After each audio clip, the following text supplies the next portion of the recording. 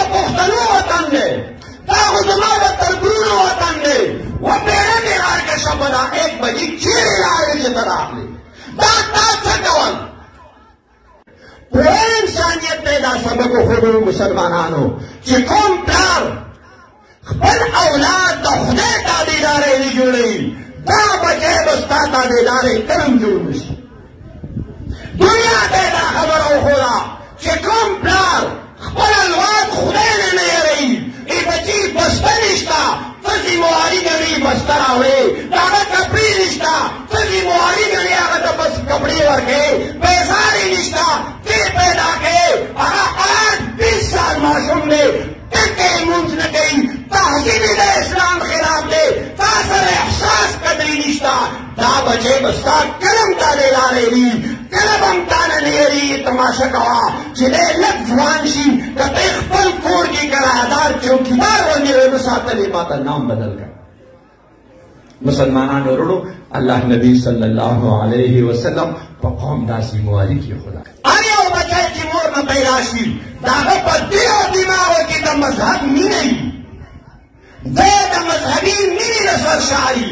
دا ځکه دلته ناست دي چې زمونږ دا تهذیب مطابق دا وایي چې دا مذهبي خلک دي. زه اوس تاسو نه پوښتنه کوم چې دا ماشوم نن ما نه شکېږي نه دلته ناست دی او 30 کاله بعد دی جومات پورې ولې خاندي؟ 30 کاله بعد دی د مدرسې د میټاو کولو نظریات ولې لري؟ 30 کاله بعد دی د یو عالم سر خره پورې ولې تړي؟ دی عالمانو پیغام ته رکاوټ ولې دی؟ 1500 کاله څخه مخکې الله نبي ویلي دي چې فابواه یهودانه او ینصرانه. مور پلار ته آزاد ماحول ورکړي، غلط ماحول ورکړي، زوی په 12-1 بجې د شپې راشي، پلارو نه پوښتنې نه کوي چې وسویا دا خو د پښتنو وطن دی، دا خو زما د تربورونو وطن دی. وپېړه مې راکشه په دا 1 بجې چېرې لاړې چې ته راغلې؟ دا تا څه کول؟ 15-20 دن د مړي کالام په چکر دی، 40-50 هزار روپۍ خرابې کړي، پلارو نه پوښتنه نه کوي.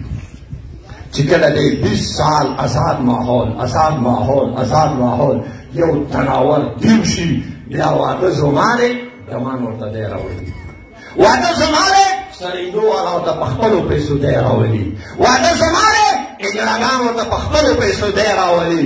یوه هفته په کلي کې درس غرس دی، نه بوډاګان ارام کوی شي، نه بوډۍ ارام کوی شي، دیندارې خلک به دعاګانې کوي، او موږ دلته جوش کوو چې معاشره خرابه شوه، خلک بې تهذیبه شو، کشرانو کې ادب ورک شو، مشر یې شاید ته کړو، چې ټول مسلمان قوم په ایمان ووایي چې دا معاشره خپله خرابه شوه.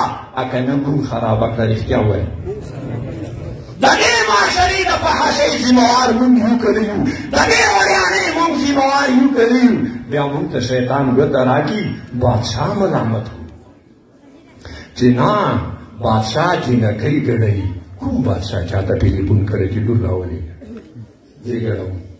کوم بادشاه تاسو ته ټلیفون کړی چې زوی راواله؟ نه، تا دومره آزاد ماحول ورکړو، دومره آزاد ماحول دې ورکړو چې هغه اسلام آباد کې ګر نه کوي. دې ځای نه زما لور او زما زوی په خپلې کرایې بغیر پوچ ګوچ هرې دمتوب ته روان دي، 15-20 دن تېروي، ځان د خلکو د هوس نظرانه ګرځوي، مشر احساس نه کوي، کشر احساس نه کوي، او بیا وایي چې دعاګانې مې کړې دي، بیا وایي چې مینګري راغله. ولې دا دومره بربنډې جینکۍ چې ولاړې دي، دا د جرمني دي، دا د فرانس دي، دا د ایټلي دي، که دا د یو پښتني مسلمان لونه دي، که دا د یو پښتون مسلمان لونه دي، تا قومي غیرت څه شو؟ تا ایماني حیا څه شوه؟ تا د قرآن او پیغمبر نه اورېدلی اسلامي تعلیم څه شو؟ مسلمانانو معاشره مون خرابه